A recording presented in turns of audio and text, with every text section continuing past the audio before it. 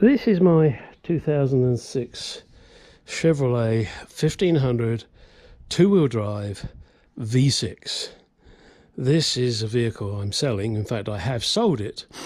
And of course, the day before the customer came to pick it up, it wouldn't start. Turns out to be the fuel pump. And I just filled the gas up for him because I was feeling generous. So really crawling underneath and dropping the tank was not really something I was looking forward to. That tank full of gas probably weighs a couple of £100, and that gonna squash you. So I searched the internet and I found a method that someone else did, and I'm just going to show it to you because if you don't find his channel, maybe you'll find mine and you'll think, wow. What you do is you lift up one side of the bed where the tank is, just like you're looking at. Now, I've used various methods to lift this because, unfortunately, with my bad shoulder at the moment, I can't lift things. Otherwise, I probably could have just lifted this by myself. And I've put various blocks of wood in so that should the jack over there fail, then at least there's a chance that, you know, I might be able to get out before shit happens. Now, in here, I don't know if you can see it, that's the pump there. And what I did is I blew it with an airline, and then I hosed it, and then I blew it with an airline again, just to clean all the crap off of the top of the tank. There are 4 bolts on each side. One there, and where's the other one? Dum-da-dum-dum. Okay, hang on a second. Engage brain. Oh, the other one's up the front there, over there. So there's one there, one there. Then at the back, you can't see it because this is in the way, but there are 2 bolts at the back, one right at the back, which I probably can show you. Hang on. Yeah, it goes through here and goes up there. And there is one underneath this. And once you've got those 4 out, then loosen the ones on the other side.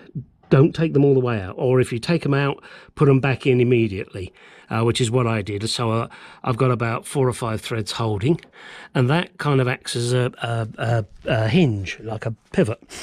Then you can lift this side. Now, when you're lifting this side, it's best to do it at the back here, not at the front. Do it at the back, because otherwise it twists because of the bolts on the other side, and it'll scratch your cab. But you don't want that, of course. Now, the other thing you do have to do is you have to remove this. There's a couple of Torx there and a little rubber bung there that you need to remove. And, well, if you can see it, that's it there. It's just hanging. See, there it is. It's just hanging. So that's it. And now, with any luck, I'll be able to get in there, disconnect the electrical connections, tap out the ring, remove the fuel pump, and put the new one in. I haven't got the new one yet. Why? Well, because I want to make sure it's the same as the old one I'm taking out. And that's easy to do if you've actually got it with you when you go to the parts shop. Okay, I just thought you might find this of interest. Let me back off a bit so you can see how I've got it lifted up. See? Oh yes, and don't forget to disconnect these in the back for your rear lights, otherwise you'll just snap wires. And there's, well, for mine there was 2 plugs. I don't know how many you will have, but there you go. And you see my little jack in there? And by the way, that air jack is wonderful. Absolutely wonderful. Couldn't wish for a better jack than that.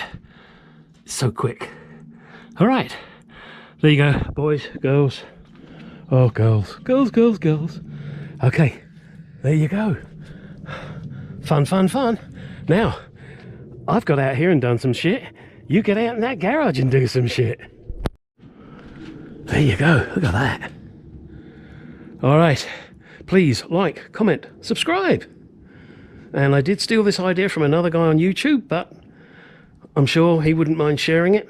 He was a real helpful guy. Saved me so much hassle. All right, guys. Again, get out there now in that garage and do some shit.